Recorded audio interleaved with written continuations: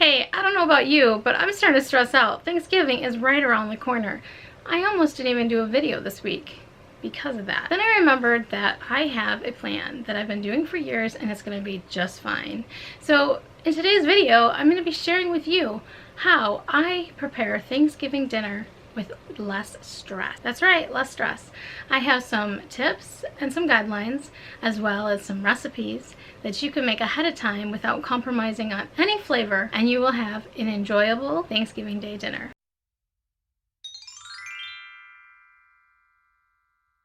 Hey, if you're new here, welcome. My name is Patty and I create lifestyle videos.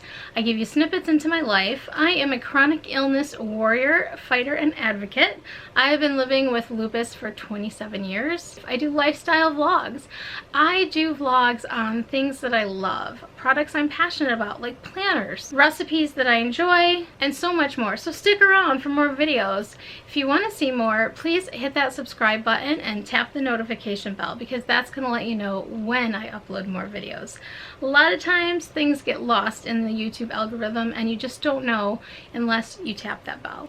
Okay, let's get down to the nitty-gritty because Thanksgiving is approaching. And the first thing I want to start with is making a plan. So I do this on a weekly for my groceries, but during Thanksgiving it's a little more in-depth and detailed. I'm preparing more food and I'm buying foods I don't buy in the weekly because we're having special dishes. And we're feeding a lot more people because I host at my house. So the first thing I do is make a plan, and basically you can either go on Google and type free meal plan printable or use pen and paper. I use the Erin Condren meal planner just because I just like the size of this planner and I like how it's organized. Basically it's broke up by the days of the week, and then there's a list for shopping. I always break my shopping list down by category, so I'll do dairy, meat, fruit and veggie, pantry items, paper products, cleaning products, the animals, and then miscellaneous for anything that wouldn't fall into those categories. It just helps me in the grocery store to get down the aisles, navigate what I need and not need, especially during the holiday season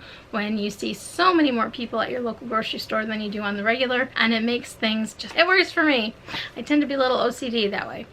Anyway, so you make your menu, you make your plan. The night before or 2 days before, I gather the dishes that I'm going to be serving my meals in.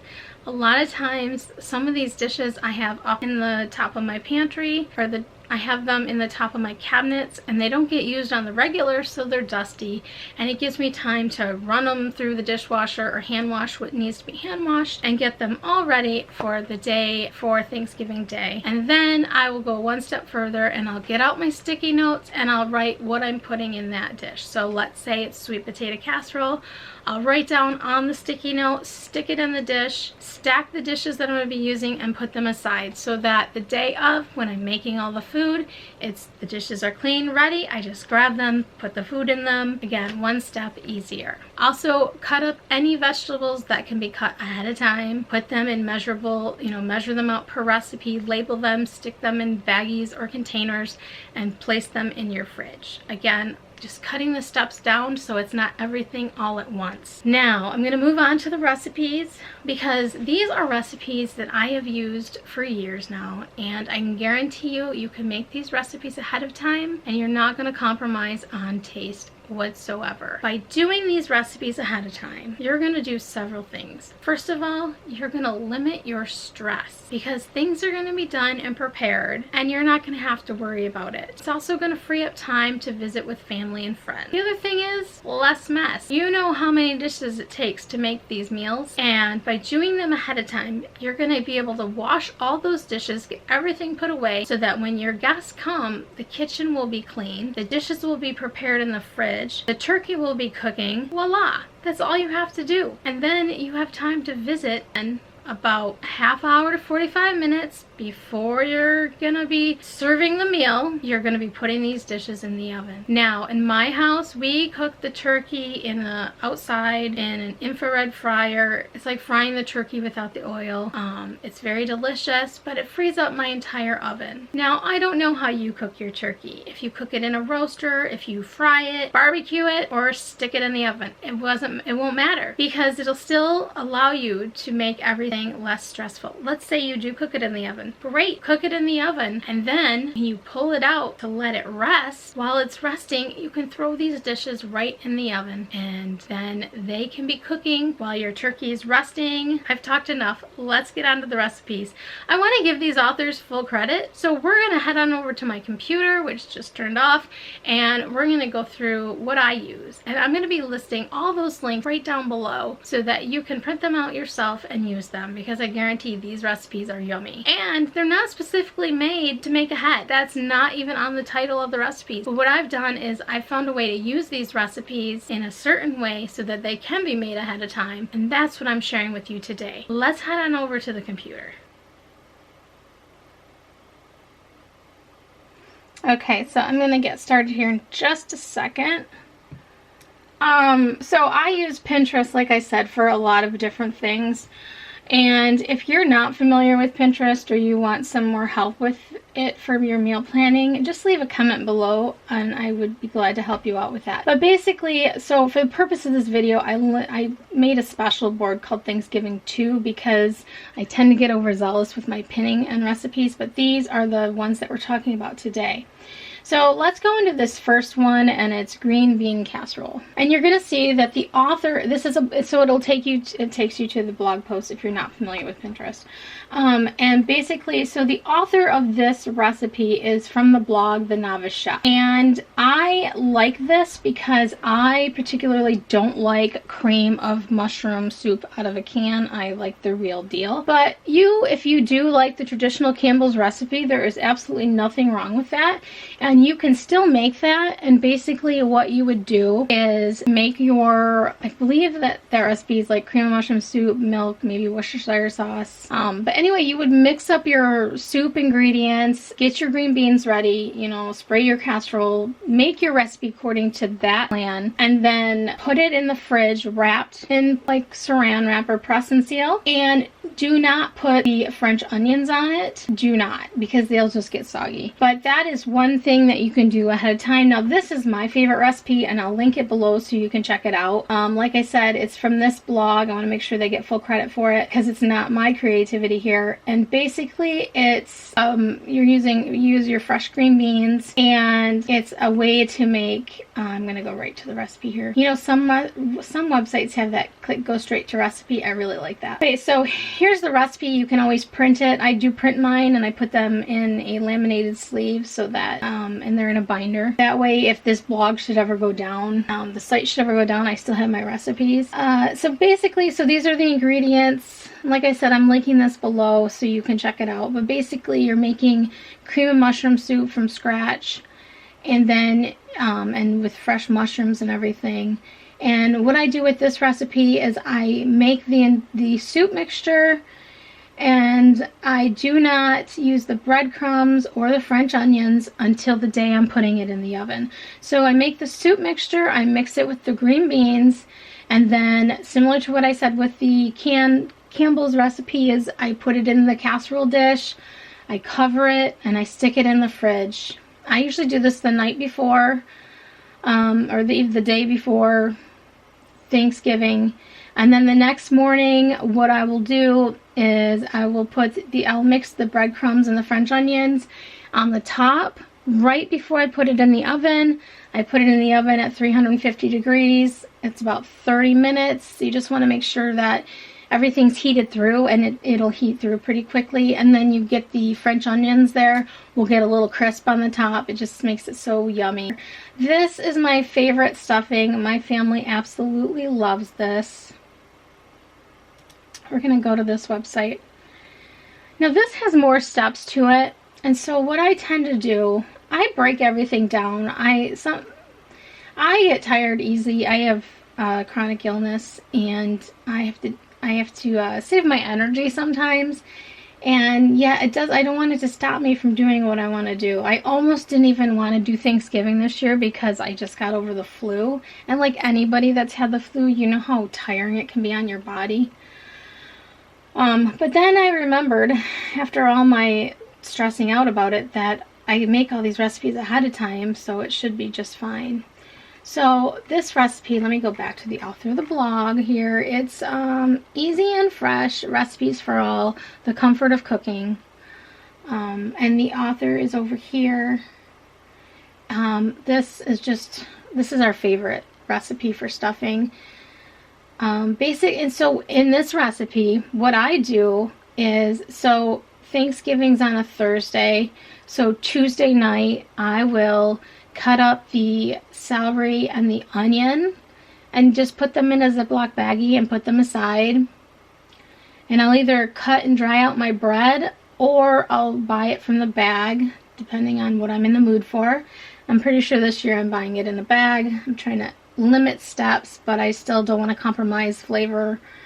But the bag will be just fine because they're going to have all these fresh ingredients. I don't cut these apples up until the day that I'm making it, and I do it the day before Thanksgiving. So then I end up the day before, so Thanksgiving is on a Thursday, so Tuesday I cut the celery and the onions. Then on Wednesday I will cook up the sausage, and then I will add the onions and the celery, and I'll cut up the apple that day that I'm cooking it. And it just, oh, it's so flavorful. It's so delicious. My boys literally want to eat it right there and then, but they know they have to wait. And then I follow the recipe and I just mix everything together and I cover it and I stick it in the fridge, and it's fine. It doesn't dry out. It's absolutely marvelous. And then in the next morning I put it in the oven, and I actually, now this recipe says 375. Oh, these pop-up ads drive me nuts.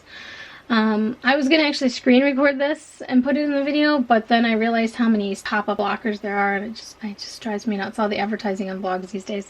Anyway, so I basically, there you go again, see? Again, getting distracted, I apologize. I throw it in at 350 because that's basically what my oven is set at because of the other recipes, but I cook it a little bit longer. It's usually about 40 minutes, and basically I look for the top to be crispy because we like that crispiness on the top, and then everything else will be cooked through just fine.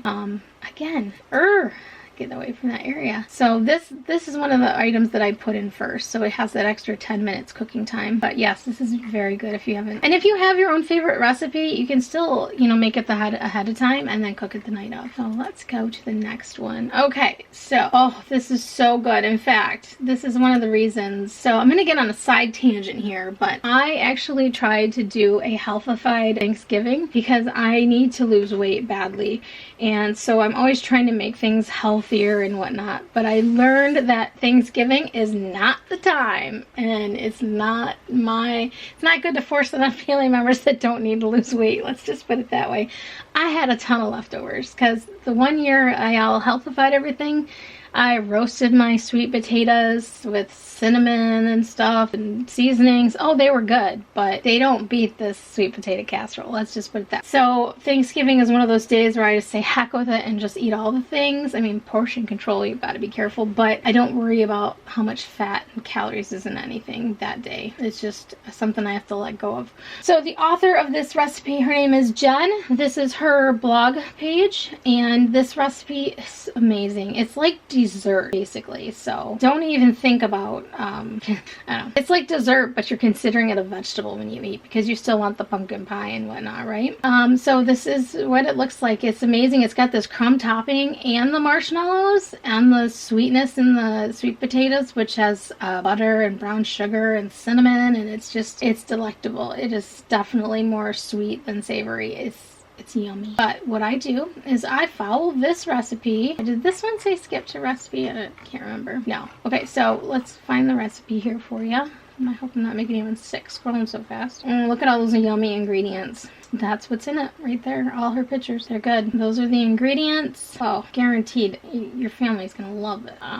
So I cooked this the day before because it has a lot of steps. Like, you're cooking the sweet potatoes in the oven and you gotta let them cook, and then you gotta get them out of the skins, and you mix all your ingredients, and then you layer it in the casserole dish, and then that's where I stop. So I'll do all these steps till the point where you put it in your casserole dish, and then I just put a saran wrap over it, throw it in the oven. Not in the oven. I put saran wrap on it and I put it in the fridge.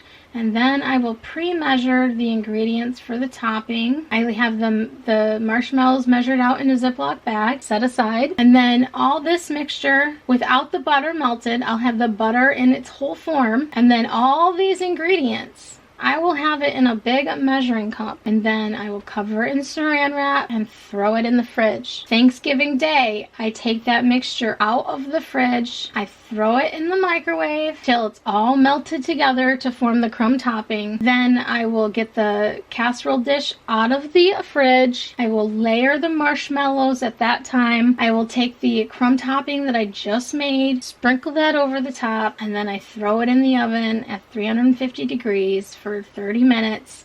And what I'm looking for is obviously these marshmallows are going to get all yummy, gooey, and big, and your crumb topping is going to be nice and brown. And then this will be heated through at the same time. It's so good. This is a family favorite. This and sausage stuffing.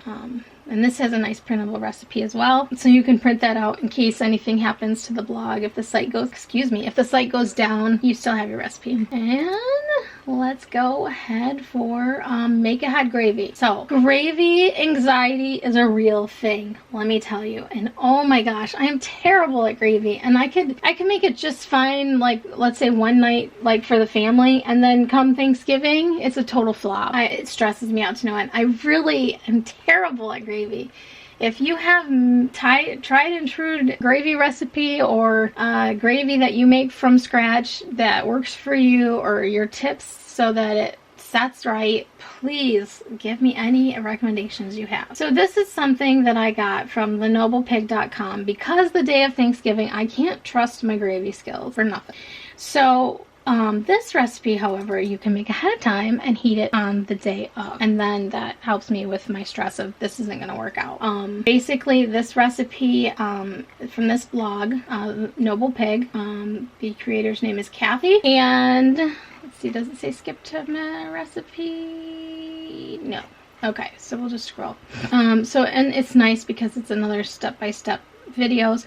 This person is using wings, and basically you just put everything on a sheet pan, you got your veggies, and you roast it. And then when it's done roasting, you put it all together. And there's step-by-step directions so that you can have the real taste of flavor without the stress of Thanksgiving Day. There is also, you can Google it, but I know I've done it before in a pinch, where you can make gravy from bone broth or stock. Like if you buy the turkey stock at Thanksgiving time, and you can make a roux and then make that and heat it through the next day. This has more flavor, of course, because you're dealing with the, heating the bones and getting all that nice protein from the bones, collagen and stuff. It helps it set up well. And then the one I don't have pinned here because I think everybody probably has their own mashed potato recipe. Basically, I just make my own mashed potatoes and I throw them in cover them with foil, throw them in a casserole dish in the fridge, and then the day, Thanksgiving Day, I add a little bit more milk, add a little more moisture so they're not, they won't dry out. And then again, I throw them in the oven with everything else, 350 for 35 minutes until they're heated through. Halfway through I'll go in and stir them up to make sure everything's heating through, so there's no like unevenness of the cooking and it's evenly dispersed. But again, that's one less mess. And you know how much of a mess mashed potatoes make? Oh my gosh. Now this recipe, I do make mashed potatoes in the Instant Pot, but on Thanksgiving Day, again, it's just something that makes such a mess and so many dishes. And when you have a ton of people in your house and people in and out of the kitchen and whatnot, it's just, for me, it's so much nicer to have everything prepared out of the way and then the dishes included, and it just seems to make it a little more friendly for visiting and whatnot. I hope you enjoyed this video. I hope you found it helpful. If it did, please do me the honor of giving it a thumbs up. It really helps me out. It lets me know that you enjoyed this. And if you have tips or traditions that you do for Thanksgiving Day, please comment below. I'd love to hear about it. I hope you all have a great Thanksgiving and a good time with family and friends.